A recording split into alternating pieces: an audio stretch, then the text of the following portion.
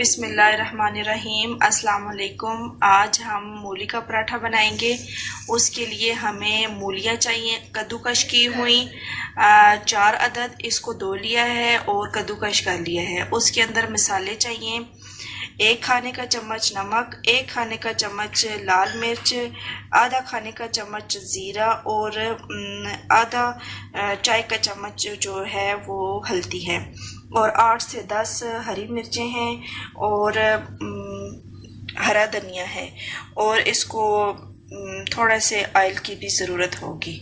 आइए अब स्टार्ट करते हैं।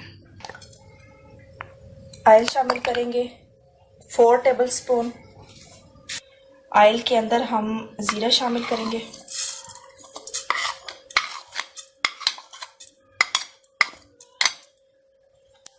ज़ीरा भुना गया है। अब हम इसमें मूली डालेंगे। अब इसमें मूली शामिल करेंगे आहिस्ता आहिस्ता।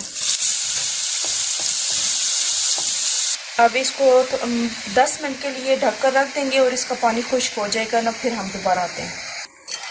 10 मिनट के बाद अब हम इसमें सारे नमक मिर्च शामिल कर देंगे, हरी मिर्च और धनिया भी शामिल कर देंगे। आंच को तेज़ रखना है ताकि मूली का पानी जो है वो जल्दी खुश्क हो। अब हम इसको अच्छे तरीके से मिक्स करेंगे, सारे नमक मिर्च और सारे इंग्रेडिएंट्स को।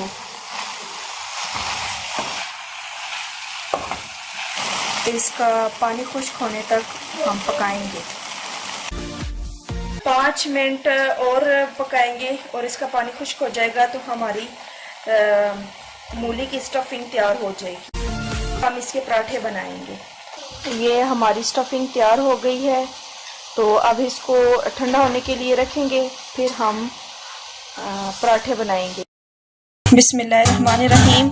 ये हमने मूली का बैटर जो तैयार किया था वो अब ड्राई हो गया है, खुश्क हो गया है और फ्रिज में हमने रख दिया था, और अब ये देखें बहुत अच्छा सा इसका लुक हो गया है। इसको अब हम पराठा बनाएंगे। इसका अब हम 2 पेड़े ले लिए हैं छोटे छोटे से, अब हम इनको बेल लेंगे।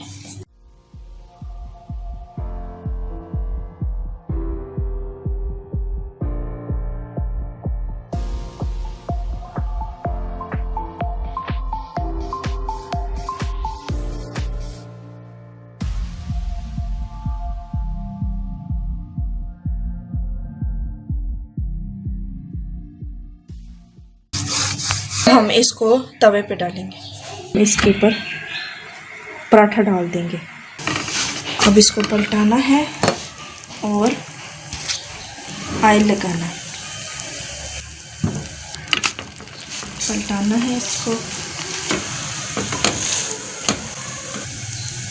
इस पे ऑयल डालना है, दूसरी साइड भी डालना है। वाह माशाल्लाह, बहुत ही नाइस, बहुत ही मज़े का बना हुआ।